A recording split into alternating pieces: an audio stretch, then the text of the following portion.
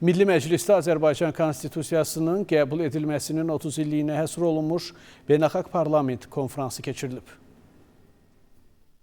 Parlamentin sədri Sahibə Qafarova ümumi lider Heydər Əliyevin rəhbərliyi ilə hazırlanmış konstitusiyanın hakimiyyət bölgüsü prinsiplərini müəyyən etdiyini, insan hüquqları və azadlıqları üçün təminatlar yaratdığını dedi. Bildirdi ki, konstitusiyamız həm də gələcəyə inam və quruculuq dövrünün simvoludur. Türkiyə Böyük Millət Məclisinin üzvü Şamil Ayrımsa qeyd etdi ki, Azərbaycan regionda sülhün, sabitliyin və inkişafın simvoluna çevrilib. Konstitusiya sadəcə hüquqi mətin deyil, onun hər bir maddəsi xalqın iradəsini, ədalətə olan inamını, müstəqil yaşama əzmini nümayiş etdirir. Azərbaycan xalqı 44 günlük vətən müharibəsi və 23 saatlıq antiterror əməliyyatı zamanı öz suverenliyini bərpa edib.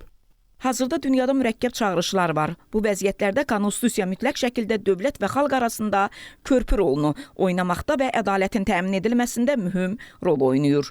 Bunu isə Pakistan Senatının sədri Səid Yusif Rıza Gilani dedi. Prezident İlham Əliyevin məhz bu ili Azərbaycanda konstitusiya və suverenlik ilə elan etməsi onun öz dəyərlərinə sadiqliyinin bariz nümunəsidir. Bugün suverenlik müxtəlif sınaqlarla üz-üzədir. Gəlin suverenlik və bərabərlik prinsiplərinə birlikdə sadiq qalaq.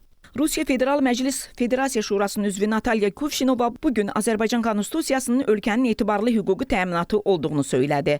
Azərbaycan Konstitusiyası ölkələrimiz arasında inteqrasiya səylərinin əsasını təşkil edir, dedi. Rusiya və Azərbaycan arasında olan iki tərəfli münasibətlərin inkişafına hər iki ölkənin dövlət başçıları çox önəmli təkan verirlər. Onlar daim konstruktiv münasibətlər qururlar. Hər iki ölkə Birləşmiş Millətlər Təşkilatında regional təhlükəsizliyin qorunması və beynəlxalq terrorçuluğa qarşı mübarizədə səylərini əlaqələndirir. Biz Azərbaycanın BRICS dövlətləri çərçivəsində səylərini dəstəkləyirik. Konfrans öz işini müzakirələrlə davam etdirdi.